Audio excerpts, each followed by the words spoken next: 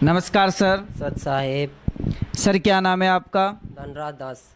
Sir कहाँ से आए हैं आप? बदीन के रहने वाले हैं। सर संत रामपाल जी महाराज से नाम दीक्षा कब ली? 2019 में ली सर। सर संत रामपाल जी महाराज से नाम दीक्षा लेने से पहले क्या आप कोई भक्ति साधना भी करते थे? जी सर जी, ब्रह्मा विष्णु महेश की भक्ति करते थे और हनुमान जी और बाबा रामदेव जी की भक्ति करते थे। जब आप इतनी भक्ति साधना करते थे तो फिर आप संत रामपाल जी महाराज की शरण में कैसे आए? सर संत रामपाल जी महाराज की शरण में हम ऐसे आए कि पहले मेरे पापा ने नाम उपदेश लिया था, मेरे परिवार ने सब ने नाम उपदेश लिया, उसके माध्यम से मैं संत रामपाल जी महाराज की शरण में आया। सर संत रामपाल जी महाराज से नाम दीक्षा लेने के बाद क्या आपको कोई लाभ भी प्राप्त हुए? सर जी बहुत लाभ हुए, जैसे कि आध्यात्मिक ज्ञान हुआ और शारीरिक और मानसिक सारे लाभ हुए। जैसे पहले मेरी भगतमती थी, उसकी बुद्ध बाधाएं थी, वो भी संत रामपाल जी महाराज की शरण में आने से वो सही हो गई।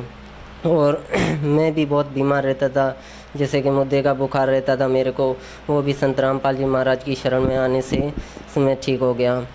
और सर जी मेरे को एक और बहुत लाभ हुआ है कि सर जी मेरा कान बचपन से ही उसमें गंध चलती थी, तो संत रामपाल जी महाराज से नाम उपदेश लेने के बाद वो भी ठीक हो गया। और मैंने मन में प्रार्थना की तो वो ठीक हो गए सर जी।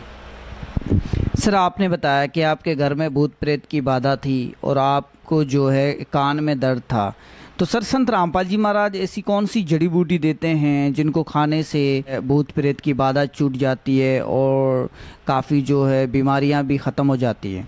सर जी संत रामपाल जी महाराज कोई जड़ी बूटी नहीं देते हैं, बल्कि वो शास्त्रों के अनुसार भक्ति बताते हैं।